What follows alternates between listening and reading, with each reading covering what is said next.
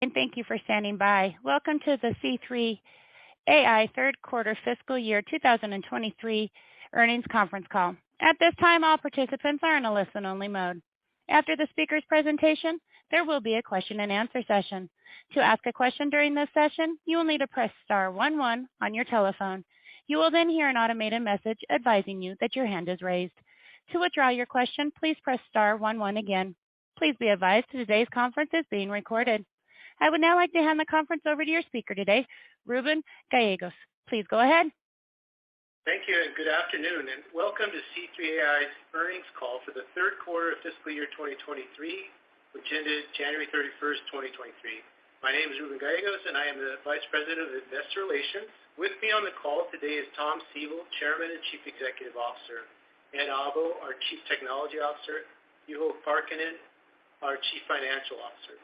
After the market closed today, we issued a press release with details regarding our third quarter results, as well as a supplemental to our results, both of which can be accessed through our investor relations section of our website at ir.c3.ai. This call is being webcast, and a replay will be available on our IR website following the conclusion of this call. During today's call, we will make statements related to our business that may be considered forward-looking under federal securities laws. These statements reflect our views only as of today and should not be considered representative of our views as of any subsequent date. We disclaim any obligation to update any forward-looking statements or outlook. These statements are subject to a variety of risks and uncertainty that could cause actual results to differ materially from expectations. For a further discussion of the material risks and other important factors that could affect our actual results, please refer to our filings with the SEC. Today, all figures will be discussed on a non-GAAP basis unless otherwise noted. And also, after the course of today's call, we will refer to certain non-GAAP financial measures, and the reconciliation of GAAP to non-GAAP is included in our press release. Finally, at times in our prepared remarks in response to your question, we may discuss metrics that are incremental to our usual presentation to give greater insight into the dynamics of our business or our quarterly results. Please be advised that we may or may not continue to provide this additional detail in the future. And with that, let me turn the call over to Tom. Okay. Good afternoon, everyone, and thank you for joining our call today. You might recall that 2 quarters ago, I spoke of economic headwinds, lengthening sales cycles, as our customers and prospects anticipated a recession. In July and August of 2022, we saw a significant negative change in the business environment with the lengthening of decision cycles, and I cautioned that the market downturn could be significant. Now, as we enter into our fourth quarter, we are seeing tailwinds from improved business optimism and increased interest in applying C3.ai solutions to address an increasing range of applications across a broadening set of industries. This is a dramatic change from what we experienced in mid-2022. There is a genuine optimism in the marketplace for our solutions, and the overall business sentiment appears to be substantially improving. In the course of the quarter, we validated our transition to a consumption-based pricing model. We expanded our partner ecosystem. We expanded our business pipeline.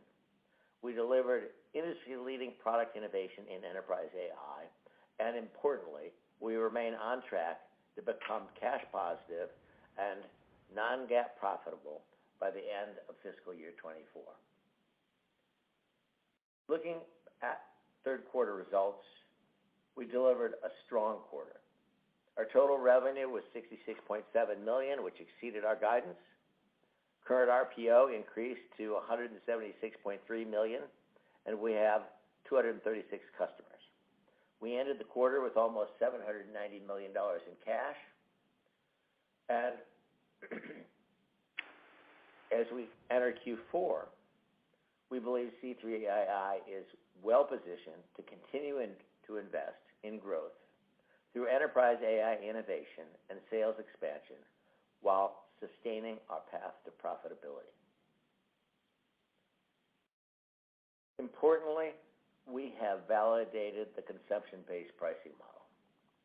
The response to our consumption-based pricing model from partners and prospects has been uniformly enthusiastic. Okay? Believe it or not, we currently have more than 290 qualified pilot opportunities in our pipeline, exceeding our expectations. Our pilot to production conversion rate is on track. The consumption pricing revenue conversion model that we provided last quarter, and Juho will review that with you in a few minutes, appears to be realistic, suggesting substantially increasing revenue growth rates in fiscal year 24 and beyond. We made significant progress with our partner ecosystem in the third quarter. We established, reestablished, and substantially expanded our go-to-market partnerships. With Google Cloud, we closed 8 new customer deals and expanded our joint pipeline.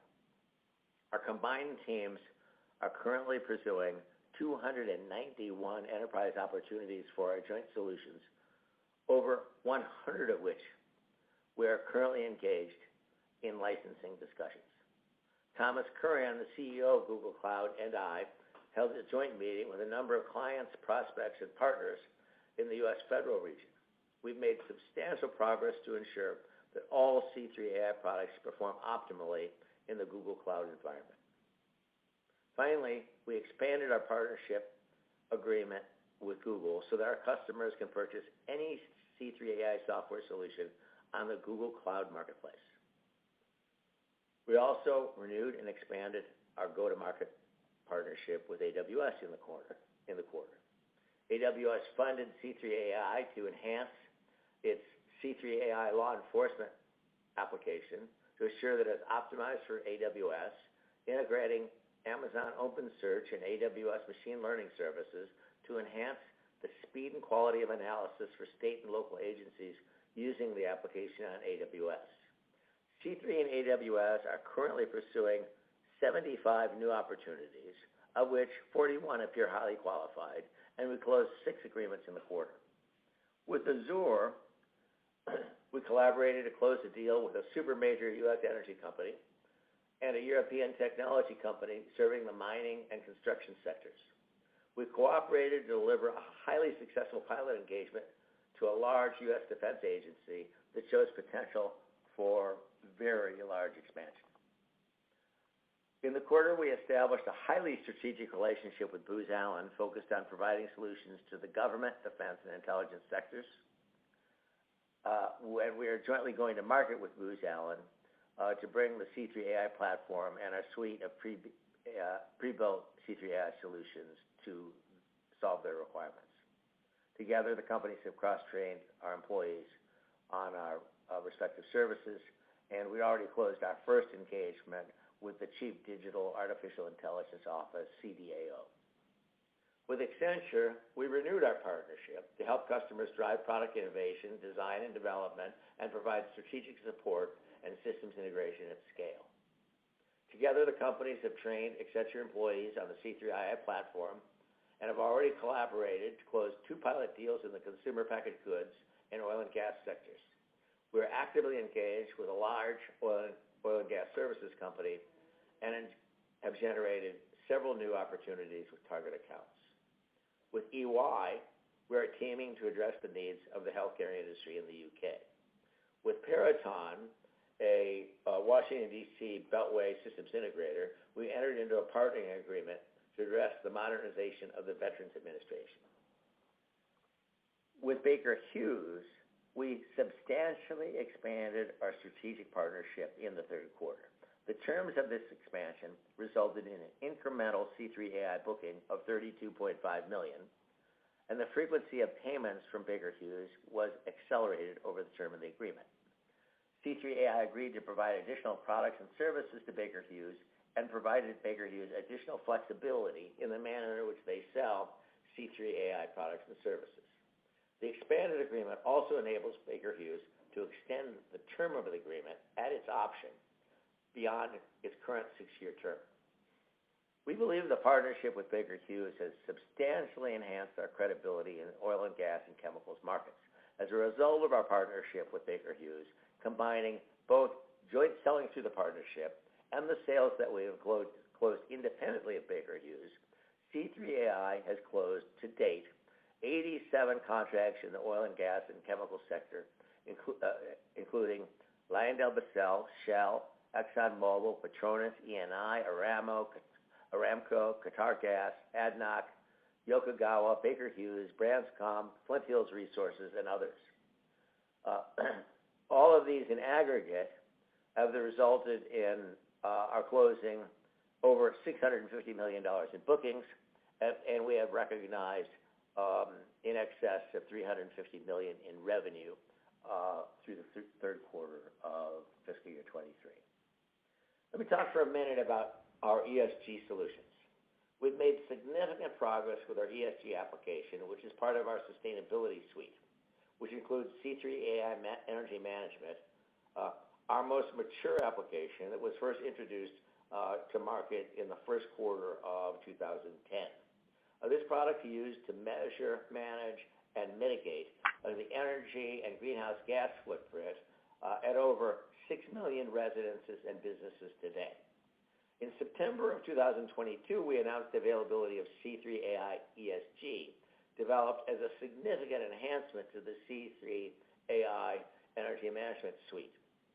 C3.ai ESG provides a single source of truth for all matters of materiality related to ESG, aggregated and synthesized from the many ERP, supply chain, procurement, SCADA, CRM, HR, and other enterprise systems installed in an enterprise, all tracked longitudinally at the asset, division, and corporate levels.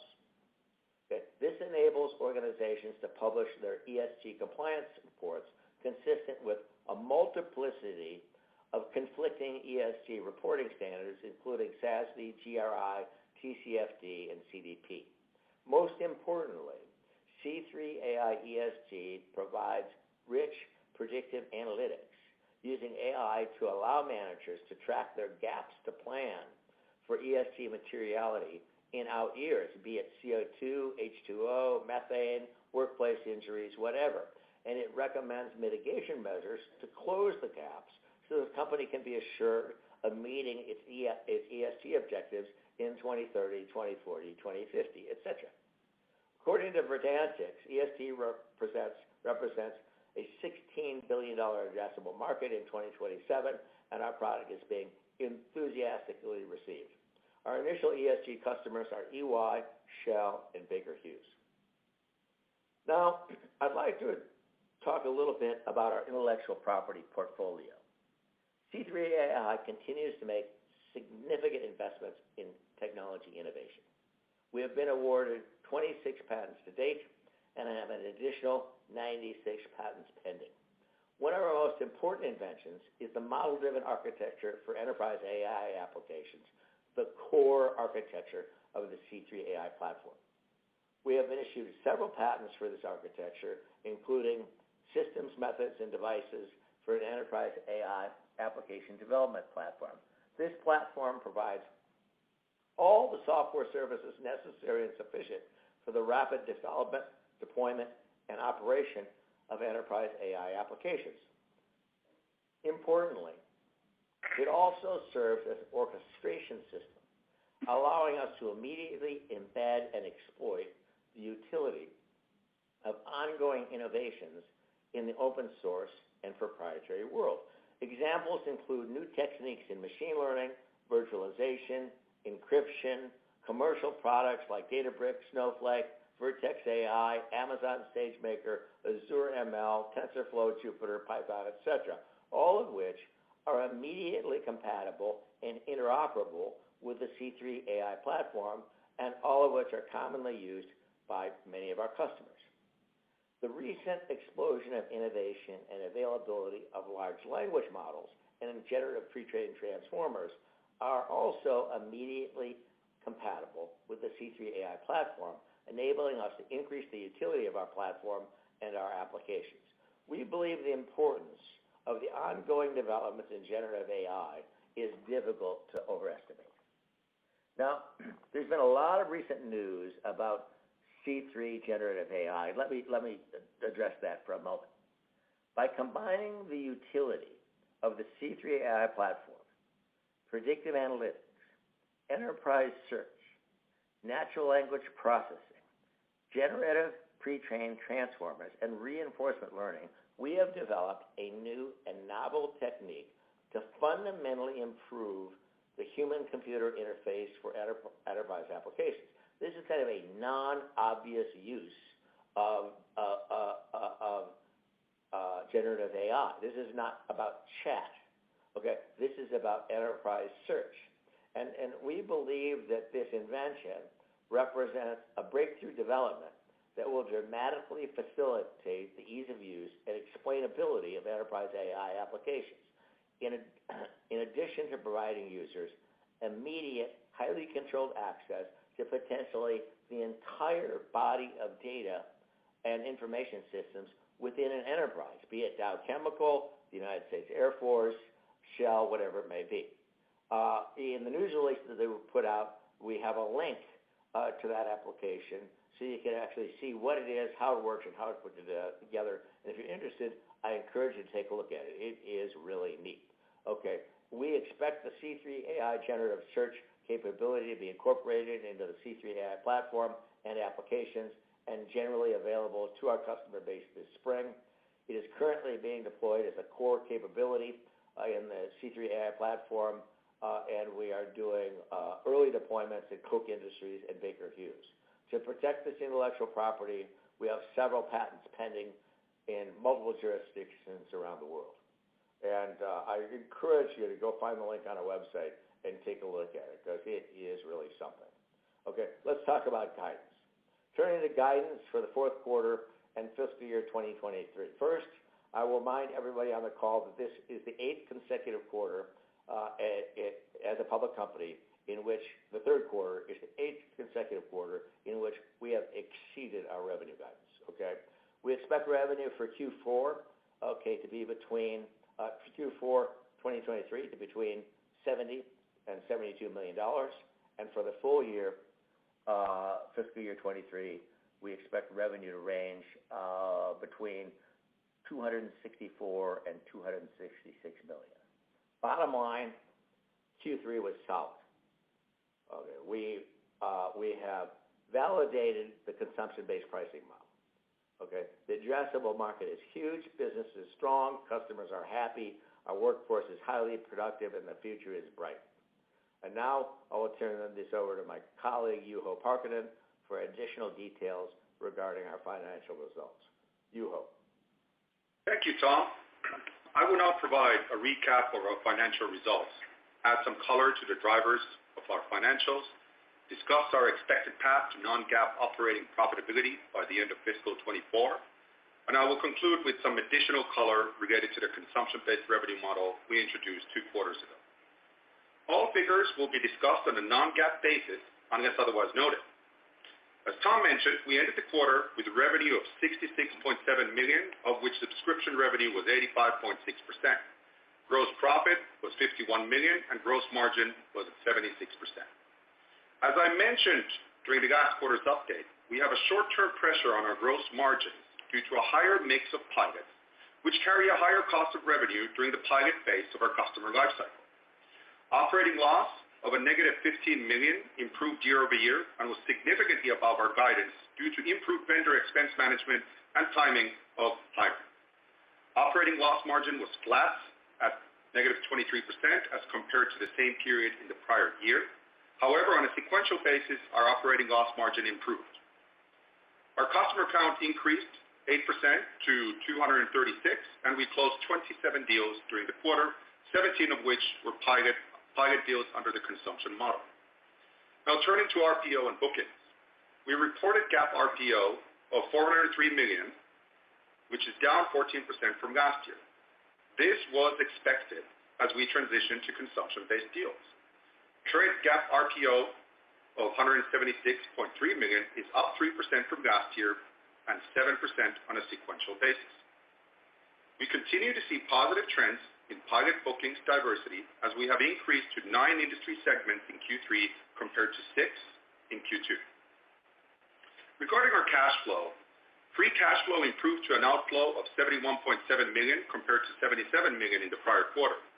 Breaking this down, $19.4 million was related to the build-out of our new headquarters, which we moved into in February. Normalizing for this payment, our adjusted free cash flow improved to an outflow of $52.3 million compared to $54.3 million last quarter.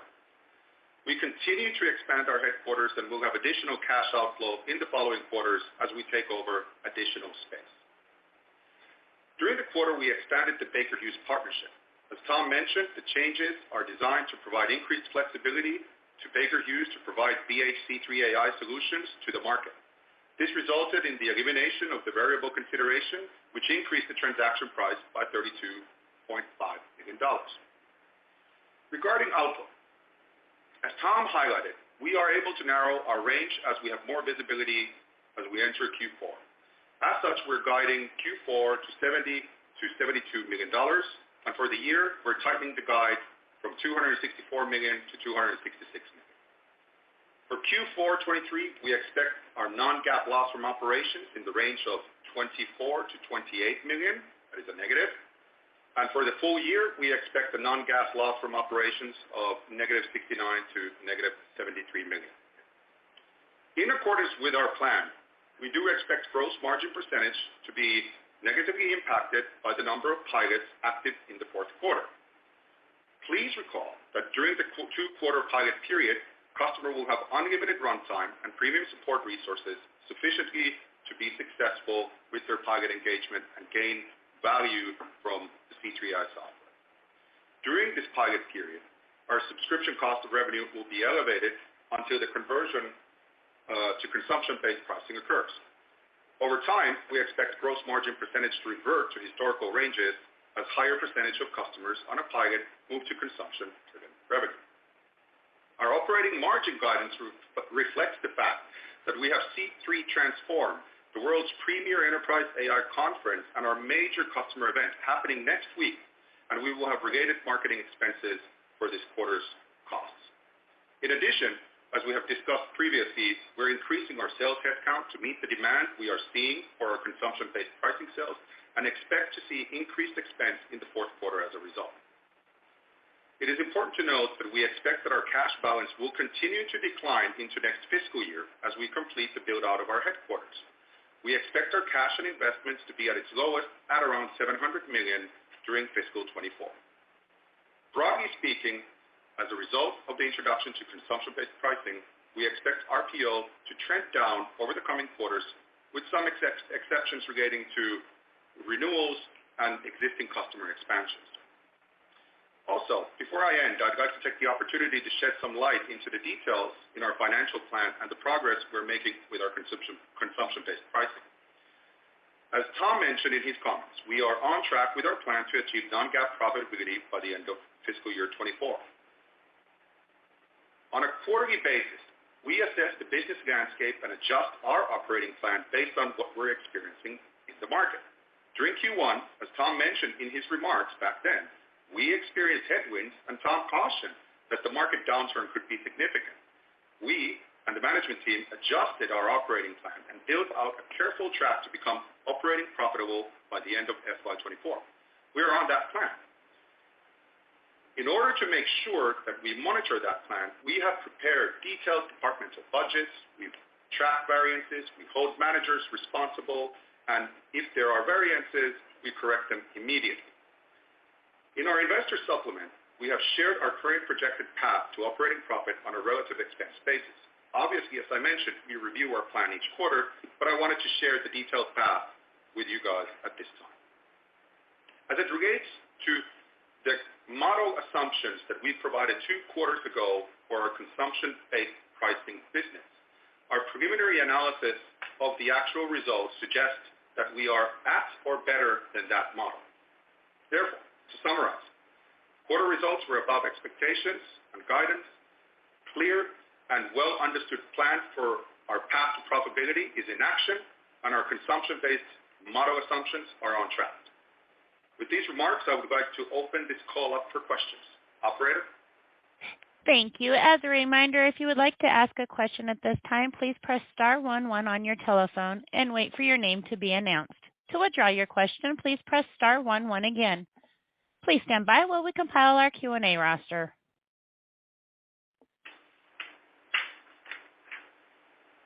And our first question comes from the line of Mike Cikos with Needham & Company. Your line is open. Please go ahead. Hey, guys. Thanks for getting me on the call here. I wanted to start off with some of the comments that you guys had around the customer dynamics, because I just want to make sure I'm clear on how we're looking at things. If I'm counting, I think the customer count was actually flat quarter to quarter as far as total customer count. But I know, I think you, Ho, in your prepared remarks had discussed C3 had closed 27 deals.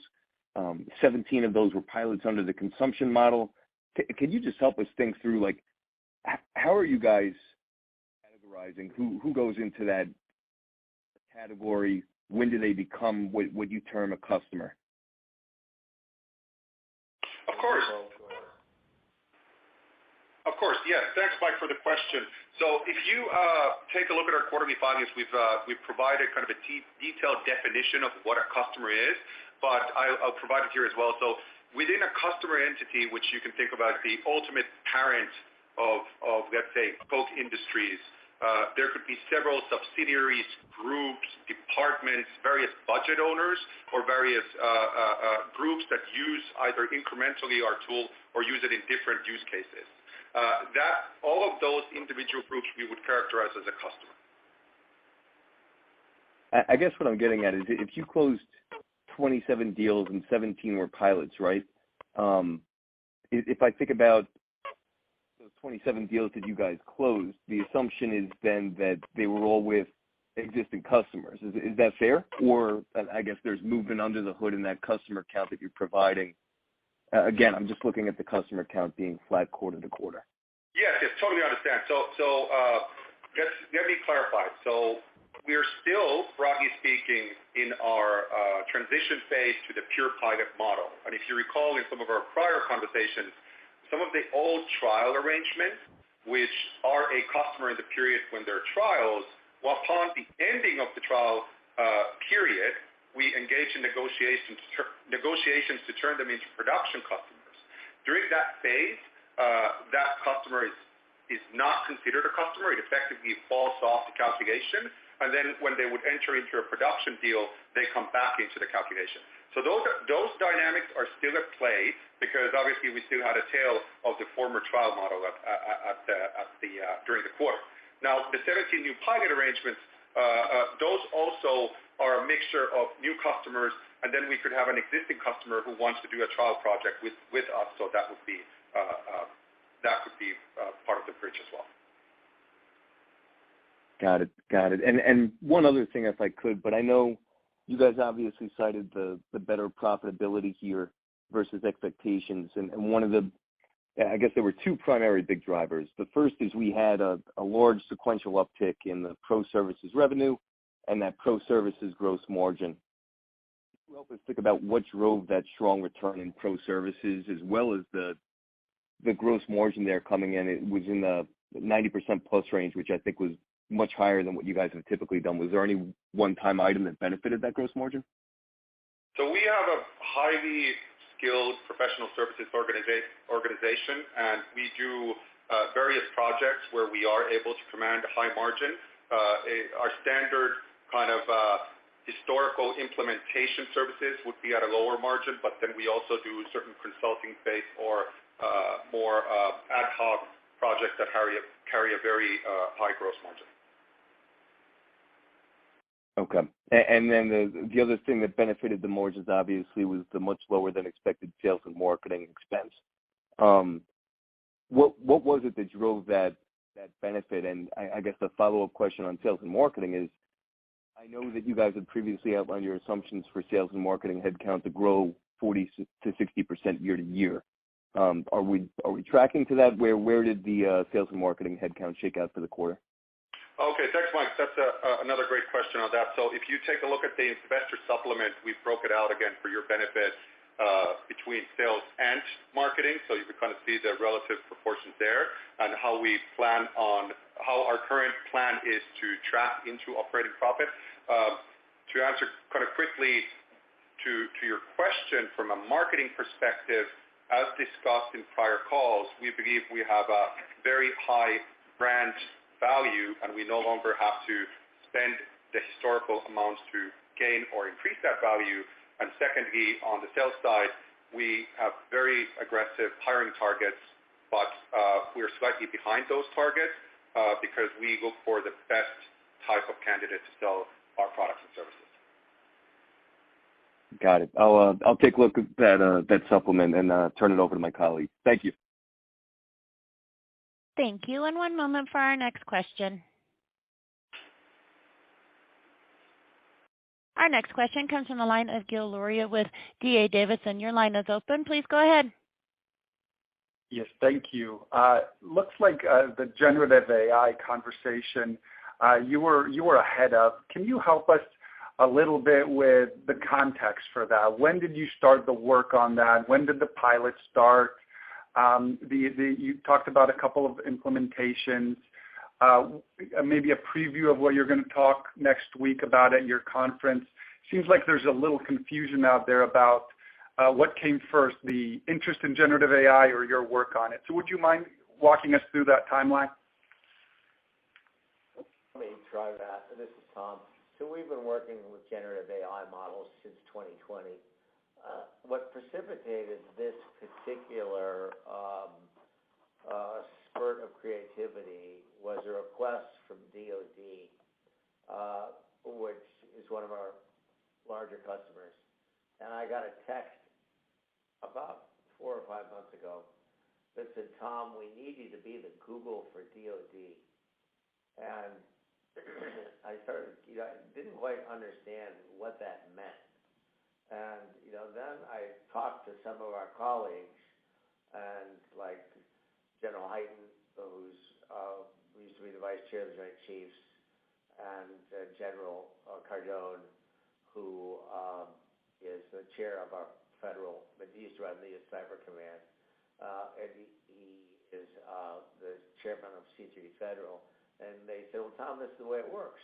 The chairman of the Joint Chiefs asked some question in the meeting, like, how are we doing against our diversity goals, or what is our satellite coverage in Indo-PACOM? Okay, that gets passed down to 2 stars, goes to 4 corporals, goes to 16 IP people, and 4 weeks later, somebody goes back with 2 PowerPoint slides in the Joint Chiefs meeting. That's really how it works. So when we're thinking about Google for DoD, the way they phrased the question really facilitated the creative process. So Ed and I and a couple of other people got together in a room and we started to think, Google for DoD, what does that mean? Well, Google, if you think about the Google human interface, okay, that's the one human interface that everybody in the world knows how to use. Okay, it's basically the search bar. And we figured out a way to use that for every application we do. DoD, manufacturing, supply chain, precision health, demand forecasting, where you simply type in the question, what's my satellite coverage in Indo-PACOM? It uses generative AI to say, did you mean this, this, this, or this, just like Google does. You click on the answer you do that you want. It uses normal AI to give you the answer. It uses kind of chat capability to give you a detailed explanation on the right with which you can interact via chat. Okay, understand though, the chat universe that it knows about is only the information content of the enterprise that were installed, be it Dow, be it EY, or be it the Department of the Army.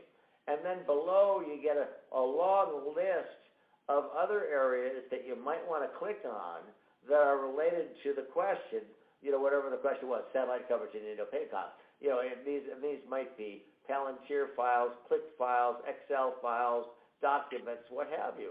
So we put that together and started playing with it, and then we developed some techniques that by combining enterprise search with natural language processing and generative AI, reinforcement learning, and kind of the Google user interface, in a very non-obvious manner, we're able to solve a very interesting problem where now we have an application that the chair of the Joint Chiefs can use, and the private and the flight line at Wright-Patterson Air Force Base can use. So there's a link in our news release. We can go on and see the application, and I think this might fundamentally change the nature of the human-computer interface for enterprise applications. It's pretty neat, and we'll be showing it in Florida next week to our users, working on about 10 of our applications and releasing it into production this spring. So we didn't invent generative AI. We're just taking advantage of the billions of dollars of research that's going on out there, and whoever has the hottest product of the day, be it Microsoft or Google or OpenAI or whoever comes up with it next, we just use that in our engine, and our architecture supports that. So sorry for the long answer, but it is really exciting, and I encourage you to click on the link on our news release, and there's about a 4-minute demo there that'll give you a feel for it. I think you'll think it's unique, has a lot of utility, and will dramatically increase the usability and attractiveness of our products.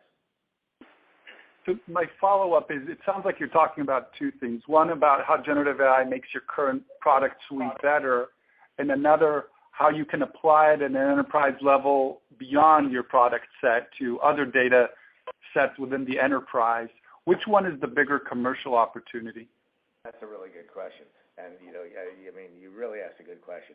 And because there is a big opportunity to do this in enterprises that do not use C3 and do not intend to use C3, okay? But they want a unified view of their data. And so the honest answer is, we have not figured out how to monetize that yet. We haven't put a price on it yet, but there is potentially a very large market there. And it's not in any of our operating plans yet, but it will be. And this is it's a non-obvious use of these open AI libraries. This is not about chat GPT. Chat is kind of cute, right? And someday I think it'll be useful, but we're not doing chat here. We're doing kind of the antithesis of chat. We're using these large language models to basically crawl the enterprise. And so, but you asked a very good question. There is a monetization opportunity there that we haven't figured out yet. Excellent. Thank you. Thank you. And one moment for our next question. Our next question comes from the line of Michael Turits with KeyBanc. Your line is open. Please go ahead. Thanks very much, guys.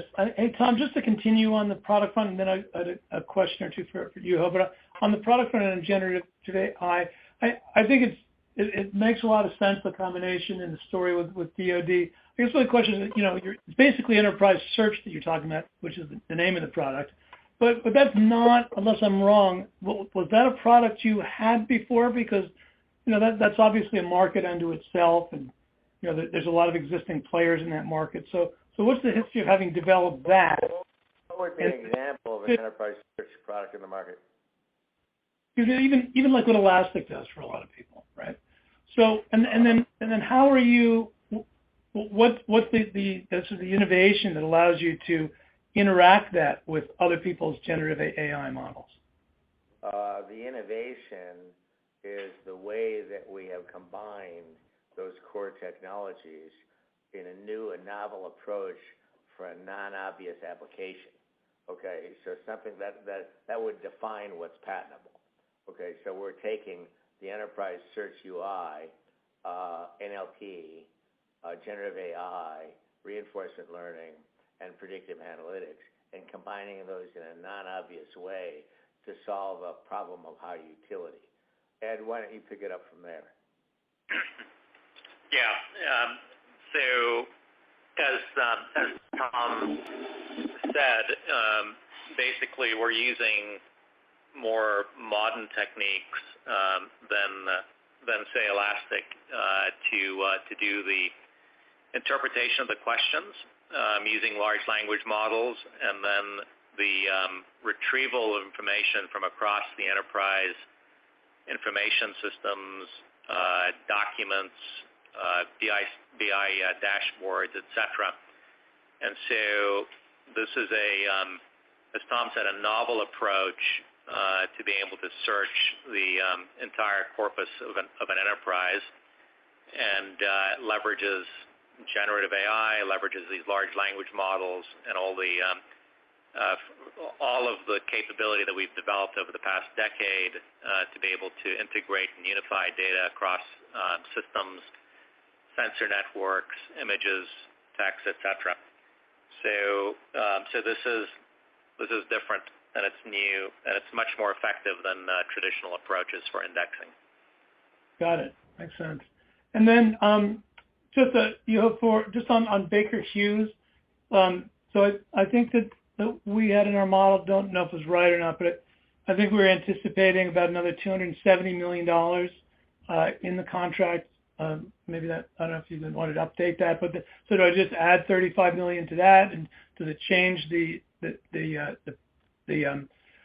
amount you're expecting each quarter, and what did you get this quarter from them?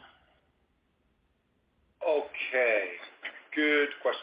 So I think we need to look at your model separately, but the short answer is that we disclose both in our release and the Q and the supplement the Baker Hughes RPO. The RPO is $188.5 million. So we got to maybe check on offline as to what does that mean for your model. As it relates to the results in the quarter, on the face of the income statement, we show the related party amounts, and for Baker Hughes this quarter, it was $28.9 million. Okay. Great. And does it extend the amount of time? I think you said it extended the dollar amount. Maybe I missed it, but is it extending the period over which it's being paid also? So adding $32 million. Actually, one of the really exciting things as part of this extended agreement is that we accelerated the payment schedules. So we're actually collecting cash faster from Baker Hughes, and then as it relates to the transaction price, so the accounting transaction price increased by $32.5 million because the variable consideration was eliminated as part of the expansion deal. Okay, thank you very much.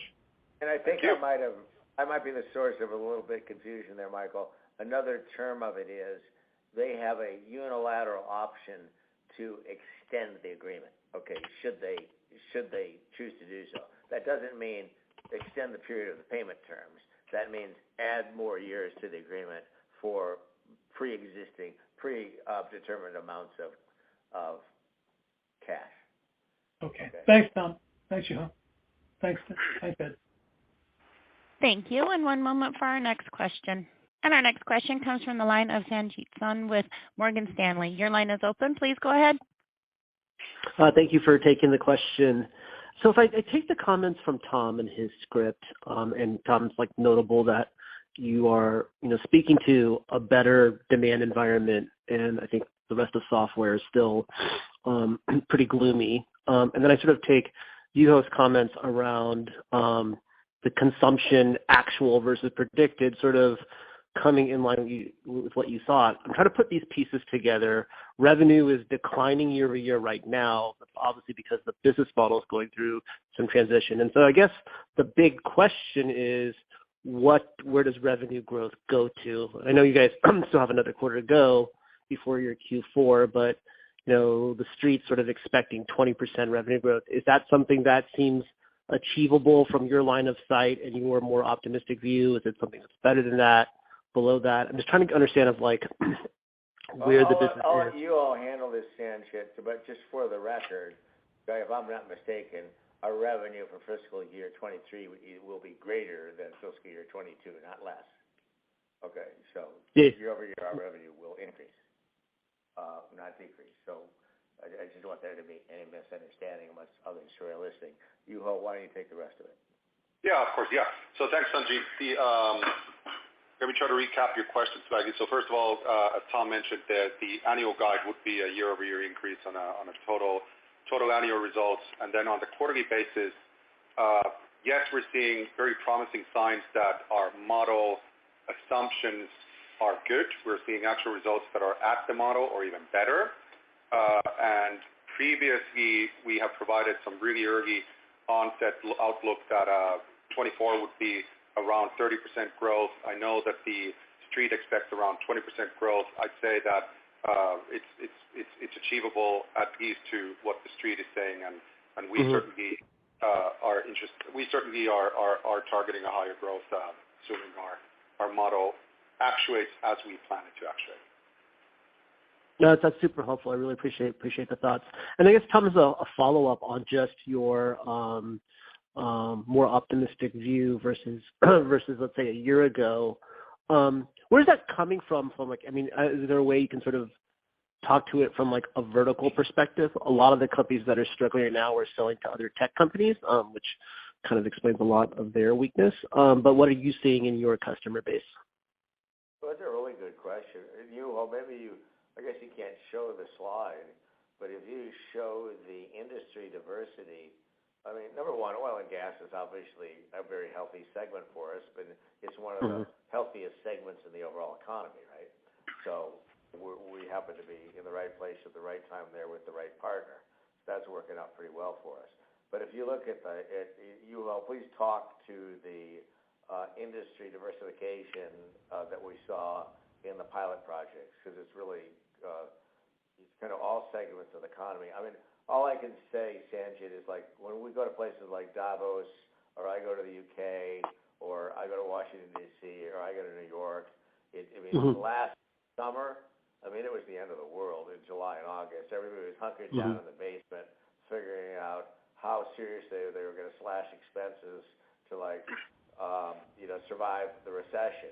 Now it's kind of everybody is thinking, okay, fine, there's going to be a recession. Let's get over it and get on with business. And so there's just a dramatically improved sentiment out there. But maybe you can comment on the diversity that we saw in the pilots, because it was really quite remarkable. Yeah, thanks, Tom. So Sanjit, on the supplemental or the supplement that we have on our website, if you check out slide 24. We show the diversity in total bookings, and then we also show the diversity of the pilot bookings. So we're very excited about the 9 industries that we have pilot deals during the quarter. Just to rattle them off, we got Fed, accounting services, consumer packaged goods, manufacturing, we got oil and gas, financial services, high tech, we got telco, and then we have state and local. So we've got a nice diverse group here at Q3. Yeah, I guess the point would be is that remains a very small slice of our business, unlike a lot of software companies. Although that's right. And I saw that. And I guess the point, Juho, would be it's not just the diversification, right? But the theme across a lot of software for the past couple of quarters is that people are just conservative with respect to their investments, particularly with like public cloud related investments, because they spent a lot of that in the last 2 years. It sounds like what you're saying is that you are detecting no such hesitation within the C3.ai specific customer base. They are in investment mode. Would that be a fair characterization? From my perspective, and I think maybe Tom can shed some light, or Ed, but I certainly believe and have seen from our customer base that our products provide value to customers. There's efficiencies, there's more productivity. So when you have whatever market, whatever industry you have, everybody's interested in cutting costs and become more profitable, become more efficient. We are right there. Our stuff is helping them to get business value very quickly. And maybe, Ed, do you want to maybe shed something on that? We have 290 qualified pilot opportunities that we're working. I mean, with Google alone, we're in the process of trying to close deals with how many? It's a big number. We are engaged. Okay, we have 291. Well, we have over 100 opportunities with Google Cloud, where we're currently engaged in licensing discussions. I mean, something's changed, Sanjit, from July of 2022. So that is for sure. Got it. I appreciate the thoughts. Thank you. And one moment for our next question. Our next question comes from the line of Arvind Ramanani with Piper Sandler. Your line is open. Please go ahead. Hey, thanks for taking my question. I wanted to ask about, your expanded partnership with Google and also AWS.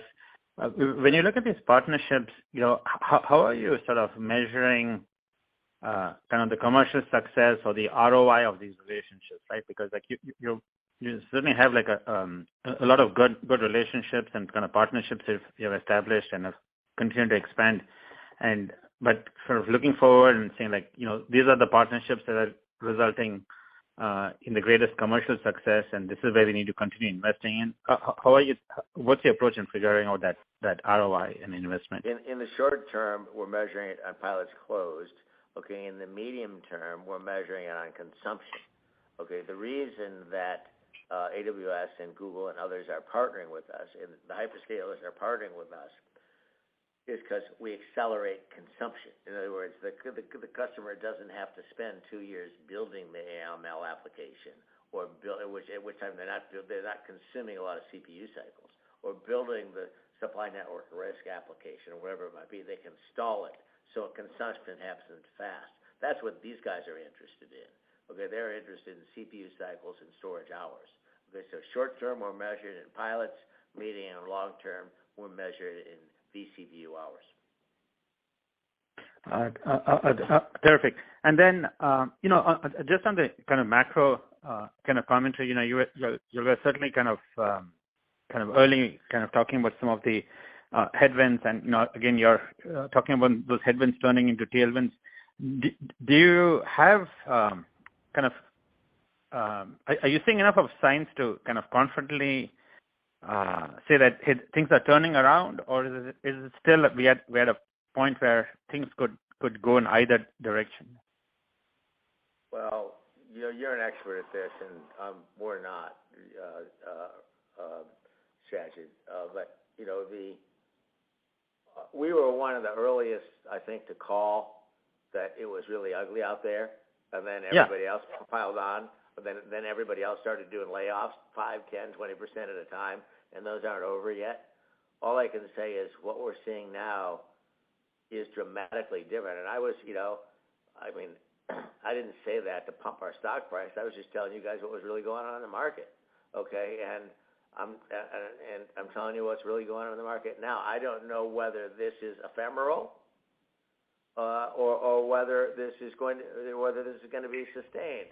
This is, but I think that, the way this looks to me is sooner or later the Fed is going to take its foot off the brakes, okay? When the Fed takes its foot off the brakes, this will be a cash positive, rapidly growing business, okay? And I think we're going to be off to the races. Now, I don't know, you guys have, big minds that know when the Fed's going to take off the brakes. I don't know when that is, okay? But when that is, that's what we will be.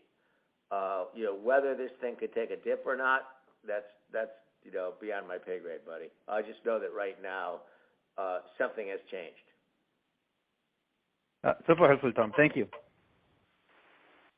Thank you. And one moment for our next question. Our next question comes from the line of Kingsley Crane with Cantor. Your line is open. Please go ahead. Hi, Tom. So I appreciated your comments on the applicability of the generative AI product outside of the typical customer base, but if we just think about the core customer base, what do you think the potential is for generative AI to drive new trials, or is this primarily a product that would work best as sort of second, third, or fourth product within the base? I tell you, go look at the demo. People get awfully excited about it, and I just came back from somewhere. I don't know where, Barcelona. Okay, just got off a plane from Barcelona and showed it to a bunch of people, Ed and I, and it's a pretty exciting product. It's something brand new, and you got to just go take a look at it. It's hard to describe, and I think it will make our products more attractive. It'll make it easier for people to use, easier to handle change management, which is everything in enterprise applications, and it'll I think substantially differentiate us in the market. go take a look at this user interface compared to what, SAP, Oracle, Salesforce, and everybody else has in the market, which is just kind of a cheap copy of the Siebel version 7 architecture that Ed and I embedded in 2002.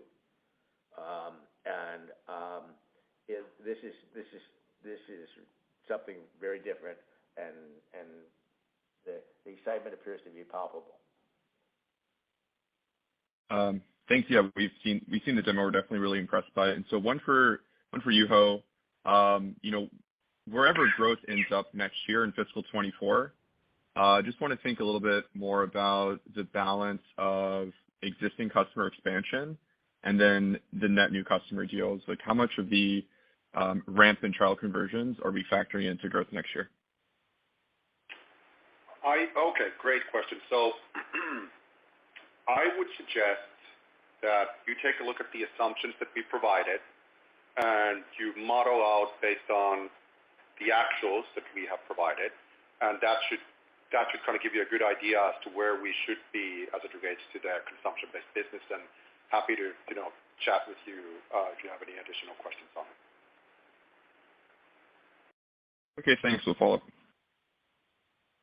Thank you. And one moment for our next question.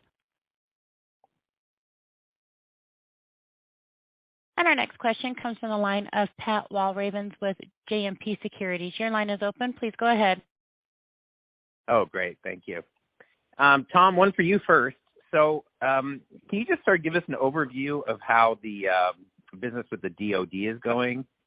And maybe as a touch point for that, in December 2021, you guys signed the $500 million production other transaction agreement. How much of that has the DoD actually taken down? How much of the 500 have they spent? A good question, Pat, and I don't know the answer. We have two agreements like that. One is for $500 million, and one for $100 million, and I'm not sure. I can tell you that our business with the DoD is looking very promising. I think Ed and I hosted, I think, a very large number of CIOs from DoD like 2 weeks ago. Army, Navy, Air Force, Cyber Command, Spacecom, Marines, National Guard. They were all in our office. And there are lots of discussions going on about some very significant projects. And so DoD is looking very promising. But I don't know the answer to how much of that deal we've taken down.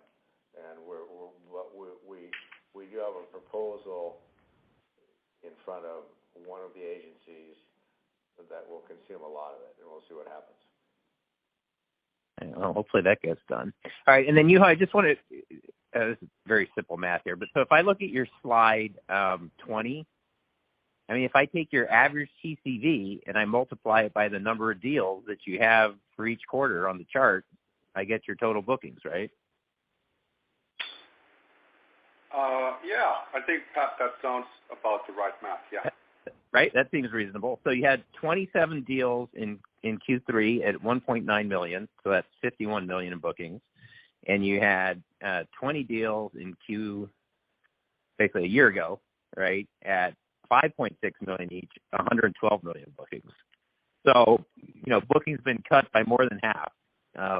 Is that a fair assessment of what's really going on? And well, I think let's also put this in, I'll let you answer this, but understand a year ago the deals were $10, $20, $30, $40, $50 million deals.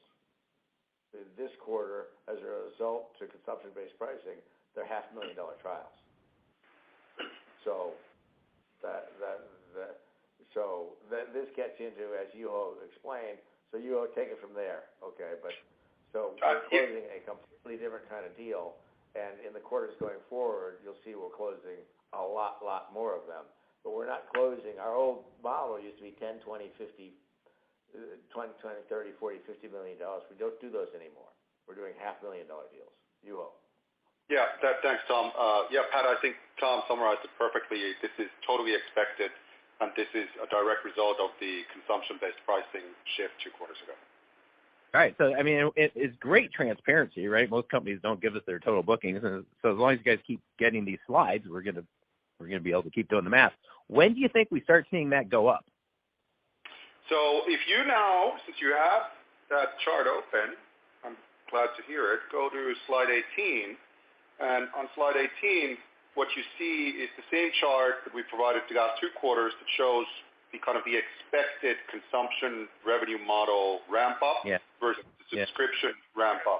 So this is an indicative of what we would expect to see. And as I've outlined, we believe we are in our model that we've outlined to you guys. So you can kind of figure out from here when we should start seeing the ramp up.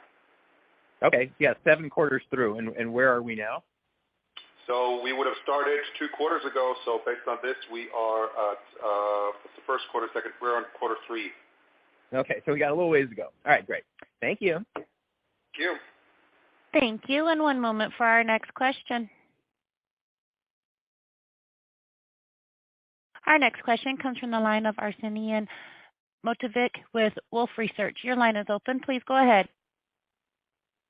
Hi, this is Arsenije for Gal. Thanks for taking my question. It seems like this is now 2 quarters of coming in above expectations that were initially communicated for progress in the pilot initiative.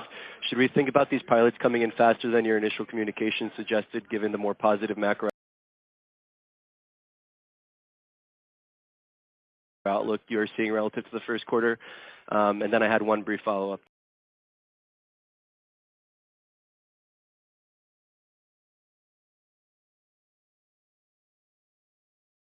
Thanks.